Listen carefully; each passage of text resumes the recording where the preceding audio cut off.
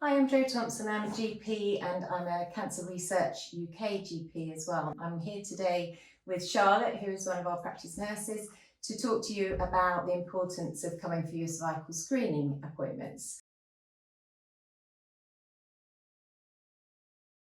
Cervical screening may have been previously referred to as a smear test, and it could be cervical screening or it could be cervical screening. It's all the same thing.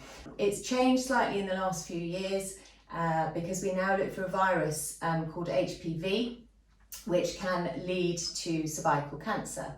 The HPV virus is something you may have had a vaccine for, but the vaccine doesn't cover all the strains of HPV virus, so it's still really, really important that you do attend for your cervical screening when you're invited.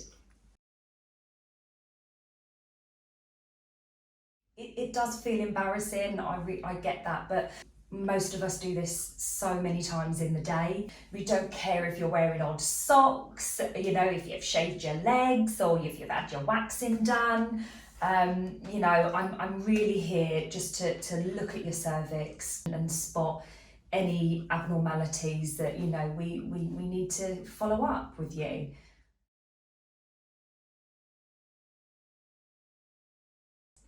I think, everybody's different. You may want to just come in and just get it over and done with, not minimal chit chat and go, and that's fine.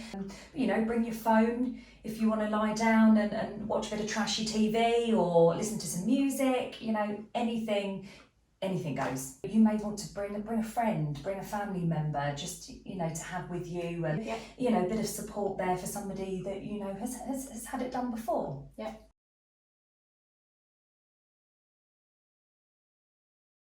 If you felt that you wanted somebody else with you, there's chaperones available who are fully trained within the practice that can come in as well.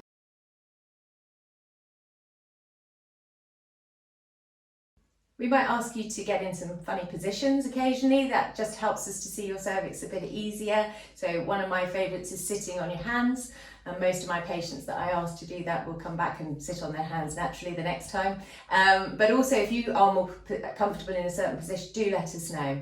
And don't forget, at any point, if you're uncomfortable and want us to stop, you just ask us to stop and we will do so.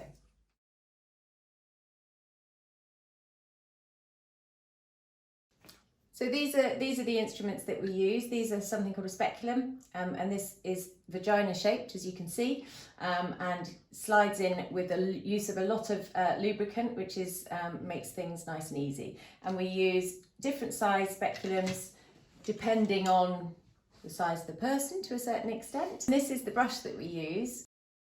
It looks scary, but it's actually really soft, so it doesn't scratch at all. They are just very small plastic filaments that help to take some of the outside cells.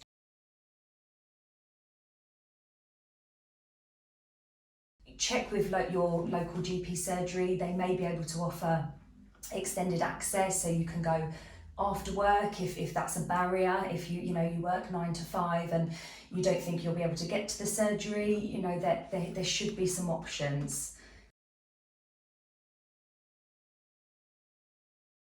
Symptoms of cervical cancer aren't always obvious, so this is one of the reasons we do the cervical screening. But there are some symptoms that would lead us to want to do some more tests.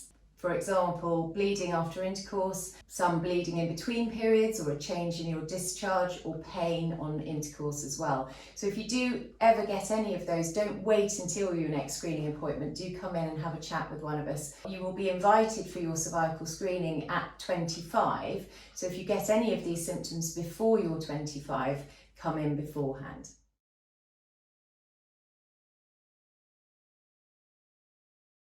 So honestly, it really just takes a couple of minutes out of your day. You'll be in and out super quick, but it really could, save your life at the end of the day.